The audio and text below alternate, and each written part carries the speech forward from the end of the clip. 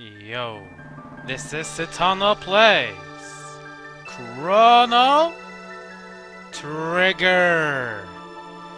Perhaps one of the best RPG games of all time, perhaps one of even the best games of all time, Chrono Trigger. A game that desperately needs another game in its series. It only has two, but we want a third one. And with that, let us begin our journey. So I'm playing the Nintendo DS version because I believe this is the best version of Chrono Trigger. Here you have all the great features from the new versions, but it doesn't have that stupid loading issue like the PlayStation one has, which is just absolutely crap. We also have some new stuff like some bonus dungeons, and we have all the cutscenes which are really cool.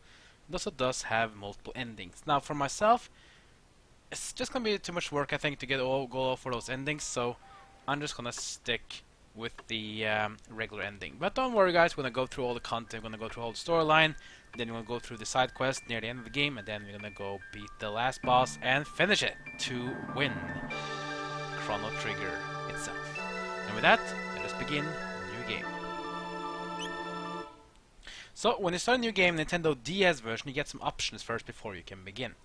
First, this one is a very important one, because the DS model utilizes dual screens. So basically, you can use different setups. You can use the DS version, which means the menu where the characters are and the commands are on the bottom side, or for this one, it's on the right side. And if you are playing on, then you have the old world itself on the left or on the top side open, which is pretty cool. But you can also go for the classic version, in which you have the command line just like that. Then you have the enemies and you have the characters like that on the bottom side. So that one you can of course do, but kind of up to you how you want to do it. I will of course play the DS one because I feel like that's much better. Then we have the battle mode. This one also has been an option. So you have active or wait. With active, that means that you will always be in motion in battle, regardless if you are waiting for a command, or if you're going to issue a command, or if you're actually going to use an item or something. So battle mode can be a bit tough on the active one. It does go for fast-paced gameplay, so you always have to do something, or else the bosses or enemies will just chomp you down. Or you can use the wait function, in which when you are inside a command line, like issuing a command or using an item, the time will stop for everyone, including the enemies and for you. That's one I think is the classic one. I like that one. Next one is movies on or off. Movie scenes are happening on the DS version as well as in the PlayStation and iOS version, I believe. So this one, of course, is a cool thing to have. We want to see those things, don't you think? These were not on SNES, of course, because SNES had limits back then, so couldn't really do it. So I'll be using Game Mode DS, Battle Mode Wait, and Movies On.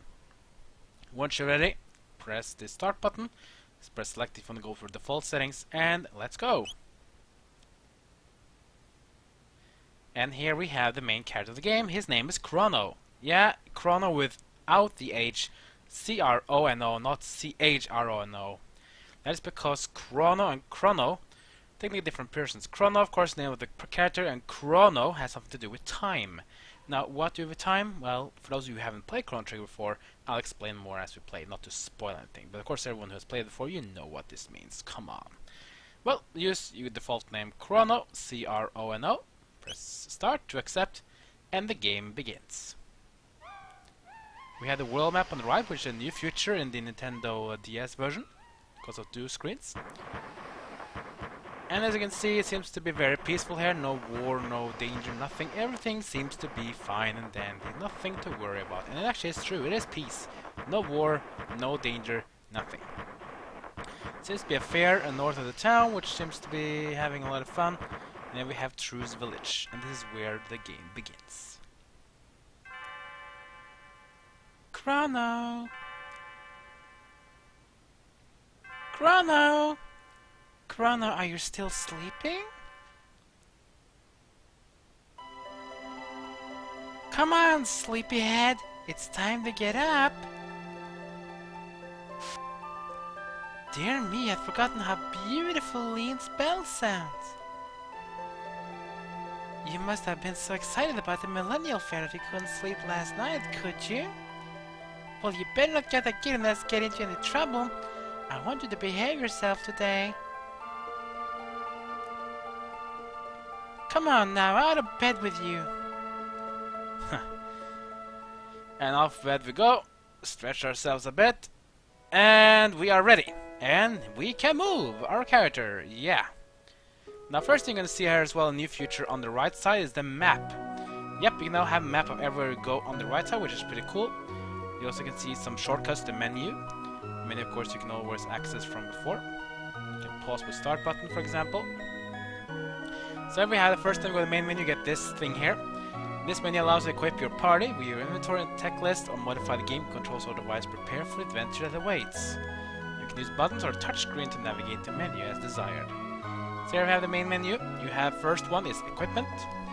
You have inventory. You have text. You have the bestiary, which you can leave enemy data, a new function that was introduced from the PlayStation version and onward. We have the settings. We have the party changing, and that's the save place. Of course, you cannot save anywhere. We have to save at save points, basically, or world map. As you see on the left side, we have the character screen. We have Crono, which is the only character we have so far. We have played for 2 minutes. We have 400 gil or gold. We are in Crono's house at present. What does present mean? I'll get to that later on.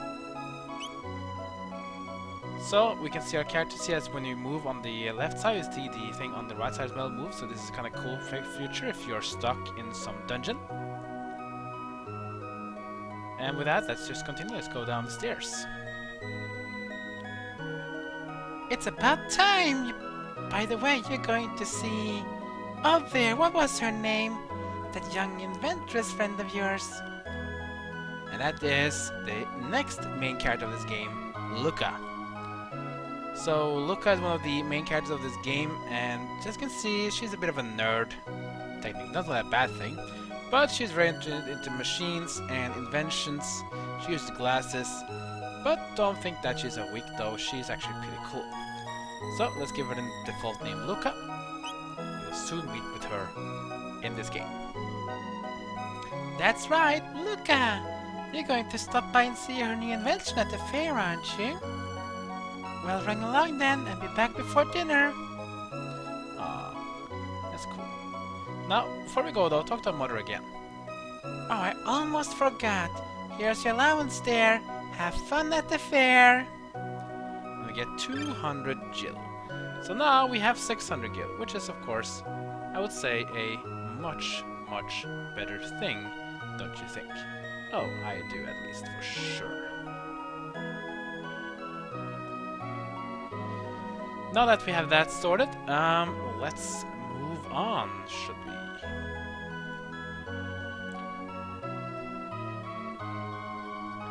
So here we are on the world map. Yeah, we are on the world map. You can see that the character as well moves on the world map. So world is not really that huge, but don't think that's a bad thing. We'll learn more soon. We have the Truce Inn. We have the market. We have the residence. The mayor's manor. And we also have a boat. Ferry office. Nothing much you can do about that notch now though. But before we go to the Millennial Fair, which is up here, let's check out the Mayor's Manor.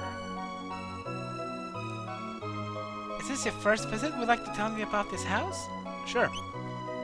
Our mayor's have a soft spot for adventurers. He established his manor as a library of adventuring know-how.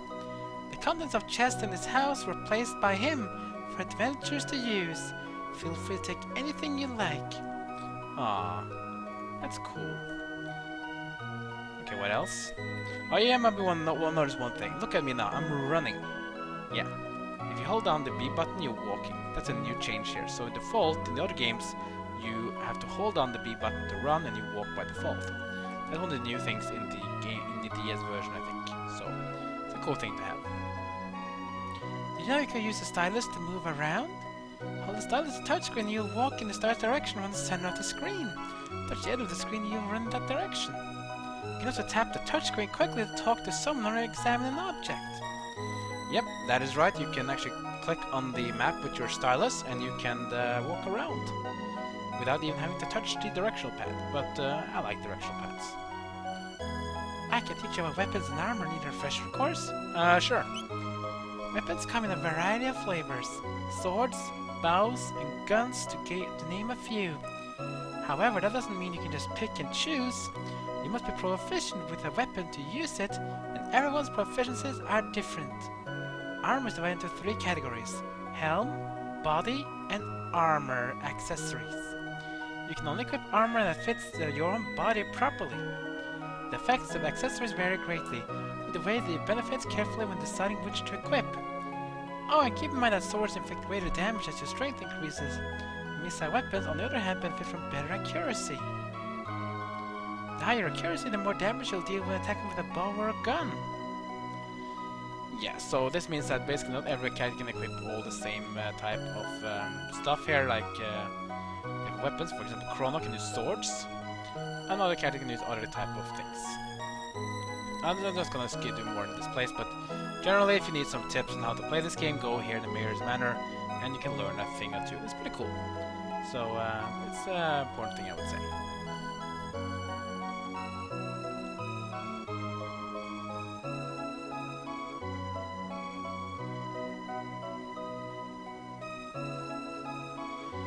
Alright. With that said, let's now go on to something else. Let's go to the market.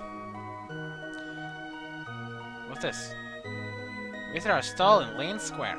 I guess the market is closed. Oh well, that's too bad. Let's go up to the fair then. Leene Square. So here we are. Today is the 1000th anniversary for our kingdom's foundation. Enjoy the festivities. I surely would if I were your age. Oh, really?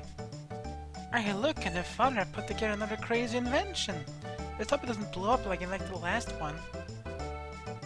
Doesn't sound good to me. Hey, what's you? This is Leene Square. Legend has it that people who wear Leene's bell live happily ever after. Oh, how romantic. Here we have the item shop. They are technically in the market, but they are here now. You can buy potion, panacea, Athenian water, and shelter. Shelter is just like tent in the Final Fantasy games, so you can use them on save points on the world map. You restore all health and mana points to full, and you can only use it as save points or in the world map, so it's pretty useful. Athenian water is things like Phoenix Down, so use them to revive down characters. Panacea is like an Asuna sort of spell, where you will be healing your status effects. Potion restores health. And so this is an item shop here. You can see those are weapons, armor, helmets, and armor. But this guy doesn't have anything, but we'll get to the other guy who has it. Go from here, talk to this guy. He has armor. A bronze helm, which you can buy right now, increases defense by 8, and it increases our current defense by 5, which is a great upgrade. And a pad of vest, which increases defense by 5 as well, costs 300. So it's a genuinely decent upgrade. And you have this guy here. Melchior the swordsmith at your service. Might I interest you in one of my fine blades? Now let's take a look what he has. The bronze blade and the silver sword. Silver sword, that's a great attack power. But look at the price. 4,000 gil. We have 600. Yeah, let's just not do that. I live on the continent to the east. Come and see me if you ever have the need. Sounds good to me. Then we have this cool thing here. This is what we call a race. Get better than racers and we can maybe win some money. And the winner of the last race was Green Ambler. Try and guess the next winner. Let's see. Steel Runner is the guy in the armor suit. Green Ambler is the alien looking thing. Cadillac is the little kitten. And GI Jogger is the I don't know, soldier thing. Let's go for the cat. Cadillac. Go win, please. Let's see what happens. Race starts. Come on, there we go. Let's see who wins. Cadillac doesn't really look good. This seems to be the steel guy who's gonna win here. He is fast. Wow, he is quick. This steel guy is so fast. He's gonna win this. Cadillac gonna go second though. I guess it's a consolation prize, but yeah. Green Ambler gonna end up third place. GI Jogger quick in the end, but too late. Too bad. The winner last race was Steel Runner. Okay, let's go for GI Jogger then. Let's see if the soldier guy can do some good. He was last now, but probably won't be last again. And let's see. There we go. And GI Jogger takes the lead. Cadillac's in the lead now. Green Ambler, he's fast. Green Ambler, he sprints away Cadillac, and Green Ambler going for the win here. There's a close-up tie. Look at Cadillac. Cadillac is sprinting in to get the victory. Oh, this is close, but Cadillac looks like gonna win here. Still running a third, and my pick, oh my god, GI Jogger, you officially suck. The winner of the race was Cadillac. Cadillac did win, so no more betting here. Ugh. That was really fun. Come on to the tent of horrors. Spend your silver points here. Put your bravery to the test. Let me look at my points you have. 0. You're gonna spend them in here, you know. Ugh. Not even want to do that. Oh well, the fair looks to be very cool so far. What's this? Press the confirmation button while facing the bell. Judge your distance carefully, then press the A button. Okay, let's try it. Let's see. There. Did I hit it? I don't think so. Let's try it again. Nope, that was even worse. One more time. And I didn't make it. Never mind then. Guess I need some more training. Anyways, guys, that'll be it for this first episode. So this is basically Chrono Trigger, some introduction to the game, and you see things are going cool. But I guess you know won't go in the action, right? Well, the action will begin next time, because next time we're going to introduce ourselves to Luca. We're going to meet Luca, but we meet someone else. And when you think this place is only about happiness and fun, believe again, because it's going to get rough. Next episode, drama ensures, and the main storyline of Chrono Trigger can officially begin.